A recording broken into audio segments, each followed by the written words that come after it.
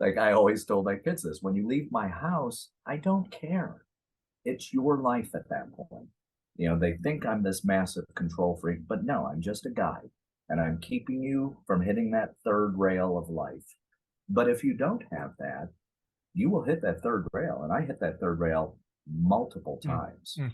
to the extent that I could have been in prison. My whole life would have been different. Every outcome that I have today would have changed. And that's just life decisions. But if my father were around, I guarantee you my ass would have been beaten a few times, probably more than a few times. And not that I am for beatings, but they do bring you back to reality pretty quickly in terms of what you think. Yeah. So support system really is who you are. The who you aren't is all of the institutionalized thoughts that get pushed. And where would you be from the, hey, look in the past and how much better? Well, if you're not happy today, which most Mm. children of the Z's and the millennials aren't, and if you're riddled with drugs from a very early age on, whether that's Adderall, the other one, everyone thinks they have ADHD. Like, really? Really? Everyone does now? Everyone? No, you're lying to yourself. And lying, I think, is at the heart of all things Yeah. because you're lying to yourself to say that you don't think how nature designed things is how it should be. And only humans do that. And I'm Yeah. not saying it's perfect. That's the whole point. We're flawed. Mhm. We are the most flawed, I would argue, in nature. However, in the most flawed existence, this still creates the best human beings. Well, you said a word which I love, and it's such an important word in all of these types of conversations, nuance. Because I think a big part of the problem we have in discussions like this, or people just looking at topics like this, or having their viewpoints, is not appreciating and understanding that nuance is at play. And I think an illustration of that is as you're speaking, right? Like there's some people that would listen to what you're saying and think you monster, right? There's a group of people who have a I different mindset know. who think like you this is Who is exactly this the problem with it. 85-year Exactly, old? right?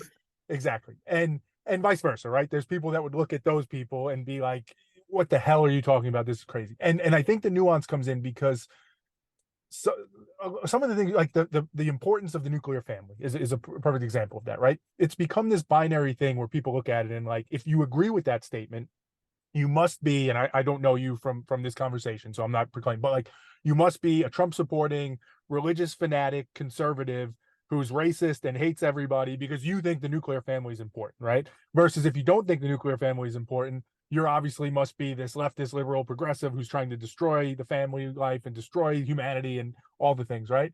And nuance says like, no, the nuclear family can be important, but also maybe there's other things that can be adjusted and changed that can be fixed, right? So that nuance piece becomes important. So with that said, let me go down this kind of track of it.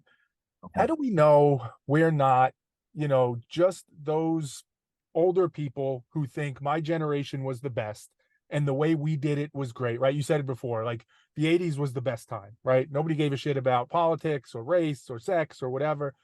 And I think that too. I grew up in the 80s, so I find myself thinking that way. But how do we know we're not lying to ourselves? How do we know we're not just looking at it and assuming that, the way because somebody look at it and say that grew up in the 80s and be like a black person can join this call and be like, whoa, hold on, dude. I grew up in the 80s. It wasn't all that great. Like I went through a lot of tough stuff, or a gay person, or a woman, or a poor person. Like how do we know we're not just looking at it through our bubble? And again, the nuance there. That's not to say that everything we did in the 80s was bad. There was inevitably a lot of good stuff that happened in the 80s in terms of how we parented, how we raised kids, how we treated the family that we should continue today. But if there's some people out there looking at it saying, but not all of it was good, it actually caused a lot of problems. Maybe you and I didn't feel it as much, but it did cause problems. So we need to adjust. How do we know that we're not just being like, no, don't change anything? Everything about the 80s was absolutely perfect. And we're kind of like demonizing the other side when in reality, they're just like, no, we're trying to evolve. We're trying to I get would this thing argue it better and might not fix have been perfect if you include the fashion, it. but Fair enough. Fair enough. but But the as a music was kid who spot had on. The half his music was head spot on. shaved and long hair on one side, and yeah, maybe some parachute pants in there.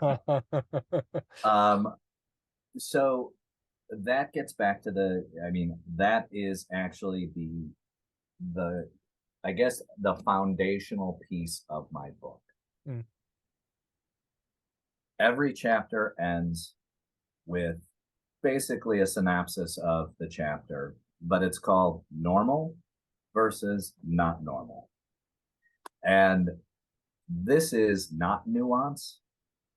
There is a normality to Mm, human beings, mm, and it encompasses pretty much every aspect of humanity. Where we live today, that the normal is, are on the fringes. And what we consider not normal is in the good old boob or the bell curve. But that covers everything. That's why you see, and this gets, again, you listed out everything.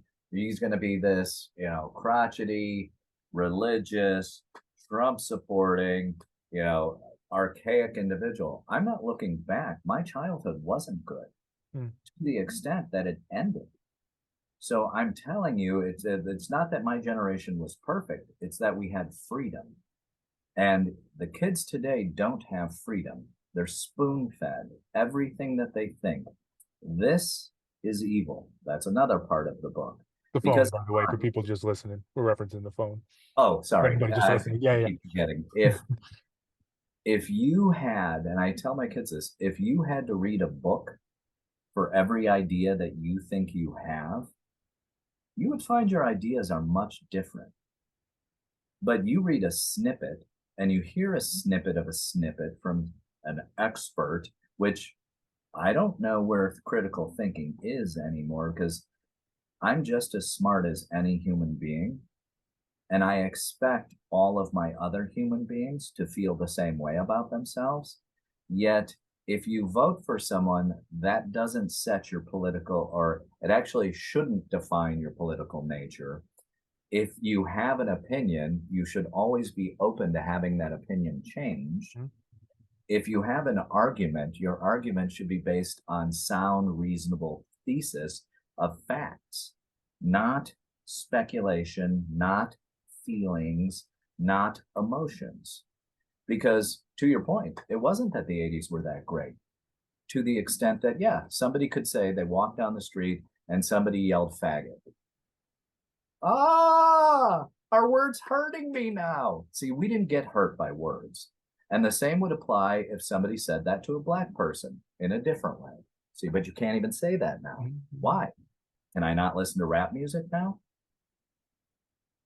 This is how ignorant humans are.